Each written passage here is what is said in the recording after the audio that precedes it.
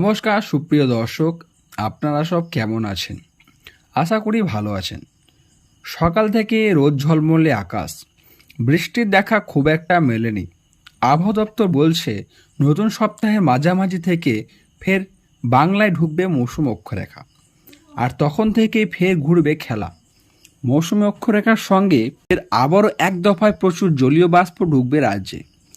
আপাতত কয়েকটি জেলায় বিক্ষিপ্তভাবে বৃষ্টি চললেও ভারী বৃষ্টির কোনো সম্ভাবনা নেই। বৃষ্টি হলেও তার তাপমাত্রা মোটের উপরে হালকায় থাকবে। বৃষ্টি খুব বেশি না হওয়ার কারণে তাপমাত্রা বেশ খানিকটা বাড়বে।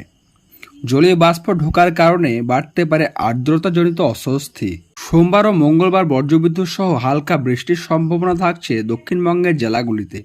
তবে বুধবার থেকে বজ্রবিদ্যুৎ সহ বৃষ্টির পরিমাণ আরও কিছুটা বাড়বে বলে জানাচ্ছেন আলিপুর আবহাওয়া দপ্তর।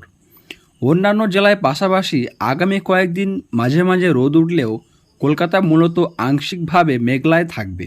তাপমাত্রা স্বাভাবিকের উপরে থাকবে। দক্ষিণবঙ্গের পাশাপাশি সোমবার উত্তরবঙ্গের তাপমাত্রা স্বাভাবিকের উপরেও থাকবে। বিক্ষিপ্তভাবে ভারী বৃষ্টি চলবে উপরের দিকের জেলাগুলিতে। বৃষ্টির সঙ্গে 35 থেকে 40 কিলোমিটার গতিবেগে দমকা ঝোড়ো বাতাসও বইতে পারে। তবে তাপমাত্রা যে খুব একটা কমবে এমনটা কিন্তু নয়। হাওয়া অফিস বলছে দুদিন পর থেকে অবস্থা কিছুটা বদলাতে পারে, কমতে পারে তাপমাত্রা। বুধবার থেকে বিক্ষিপ্ত ভারী বৃষ্টি চলবে উপরের দিকে জেলাগুলিতে। ভারী বৃষ্টির সম্ভাবনা বেশি থাকছে আলিপুর আবহাওয়া দপ্তর এবং জলপাইগুড়ি জেলায়। তবে উত্তরবঙ্গে অবশ্যই বৃষ্টি জারি থাকবে।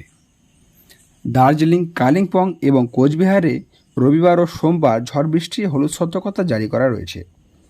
এর মধ্যে জলপাইগুড়ি, কালিম্পং ও আলিপুরদুয়ারে ভারী বৃষ্টির সম্ভাবনা রয়েছে, কারণে রাজ্যে প্রচুর জলীয় বাষ্প ঢুকছে। তাই আপাতত বৃষ্টি থামার কোনো সম্ভাবনা নেই। এবং সুপ্রিয় দর্শক, আপনি ভিডিওটি কোথা থেকে দেখছেন তা অবশ্যই কমেন্টে জানাবেন এবং আপনাদের ওখানে আবহাওয়া বিস্তৃত কমেন্টে জানাতে ভুলবেন না।